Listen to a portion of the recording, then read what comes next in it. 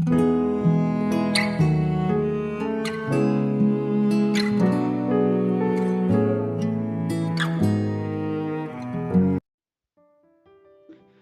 selamat pagi saudaraku.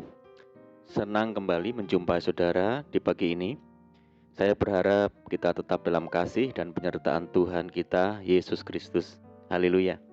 Selamat datang di channel Pokok Anggur bersama saya, Yosia Krispianto. Mari saudaraku, sebelum kita bersama-sama merenungkan firman Tuhan, mari kita berdoa. Bapa di surga, Bapa di dalam nama Tuhan Yesus, terima kasih buat penyertaan dan perlindungan Tuhan sepanjang malam dalam istirahat kami. Tuhan, sebelum kami beraktivitas, kami rindu untuk merenungkan firman Tuhan. Terangi hati kami ya Tuhan, ajar kami mengerti dan memahami semua kehendak-Mu bagi kami. Terima kasih Tuhan, ini doa kami. Dalam nama Tuhan Yesus Kristus kami berdoa. Amin.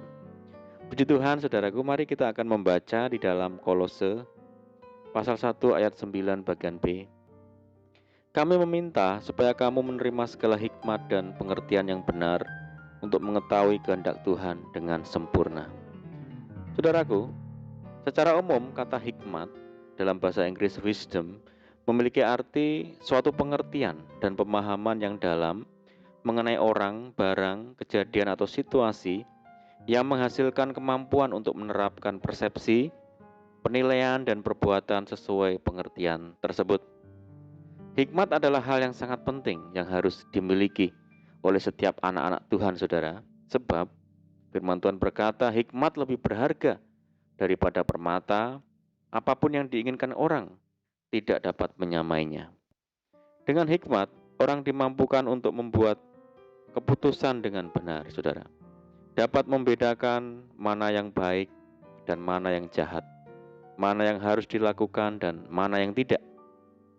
Rasul Paulus memiliki kerinduan besar terhadap jemaat di Kolose, yaitu agar mereka makin dipenuhi hikmat dan pengertian yang benar akan Tuhan. Begitu pentingkah hikmat bagi orang percaya, sehingga Paulus tiada henti-hentinya berdoa meminta kepada Tuhan supaya Tuhan menambah-nambahkan hikmat kepada para jemaat. Tanpa memiliki hikmat, kita akan menjadi sasaran empuk iblis, saudara, dan hanyut terbawa arus dunia yang semakin jahat ini. Ada tertulis, tanpa pengetahuan, kerajaan pun tidak baik. Orang yang tergesa-gesa akan salah langkah. Hikmat terbentuk dalam diri seseorang melalui ketaatan dan pengajaran akan firman Tuhan.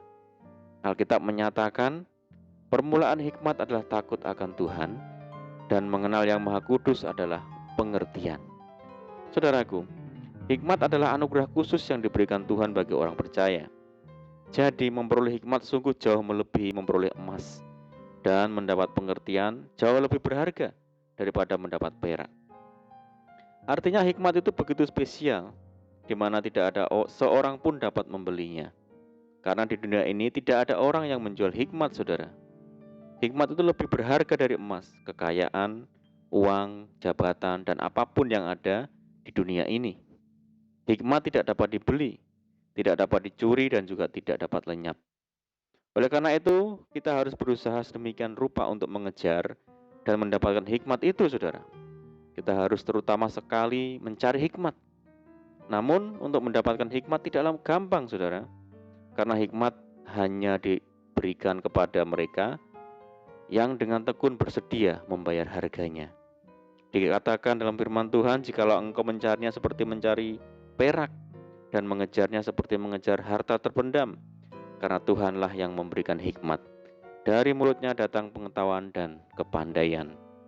Saudaraku, memiliki hubungan karib dengan Tuhan adalah langkah pertama untuk mendapatkan hikmat. Firman-Nya, aku mengasihi orang yang mengasihi aku, dan orang yang tekun mencari aku akan mendapatkan daku.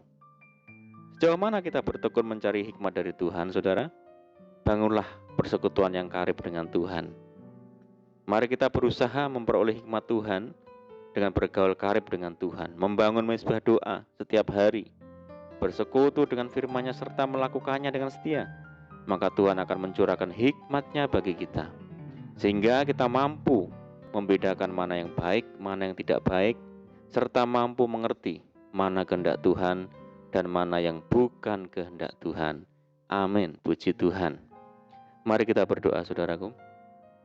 Bapa di surga, Bapa di dalam nama Tuhan Yesus, terima kasih Tuhan buat firman-Mu pagi ini, bahwa kami ya Tuhan untuk hidup bergaul karib dengan Engkau, bersekutu dengan firman-Mu setiap hari, hingga Tuhan mencurahkan hikmat-Mu bagi kami, sehingga kami mampu mengerti kehendak Tuhan bagi kami, dan mampu membuat keputusan yang tepat dan benar, sesuai dengan kehendak Tuhan. Terima kasih Tuhan. Saat ini kami menyerahkan segenap hidup kami hari ini ke dalam tangan Tuhan.